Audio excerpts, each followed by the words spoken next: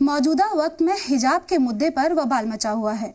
कर्नाटक का मामला कोर्ट में है, जहां लड़कियों को हिजाब पहनकर पढ़ाई करने जाने से रोका जा रहा है। लेकिन आपको बता दें, दुनिया में डिग्री देने वाली पहली यूनिवर्सिटी एक हिजाब पहनने वाली लड़की ने बनाई थी। कौन है वो, बताएंगे इस वीडियो में। आदाब, मैं यास्मीन और आप देख रहे हैं जी सलाम डिजिटल। फातिमा अल फहरी, ये नाम शायद आपने पहले नहीं सुना होगा, लेकिन ये नाम भी उतनी ही अहमियत रखता है जितनी कई बड़ी शख्सियत जिन्होंने तालीमी शोबे में कई बड़े काम किए हों। आपको बता दें, फातिमा अल फहरी वो पहली खातून हैं जिन्होंने इस दुनिया को पहली यूनिवर्सिटी दी। ये यूनिवर्सिटी मोरक्को शहर के फेज में कायम की गई है। कहा जाता है कि इसी से मुतासिर होकर दुनिया की बाकी यूनिवर्सिटी कायम की गई हैं।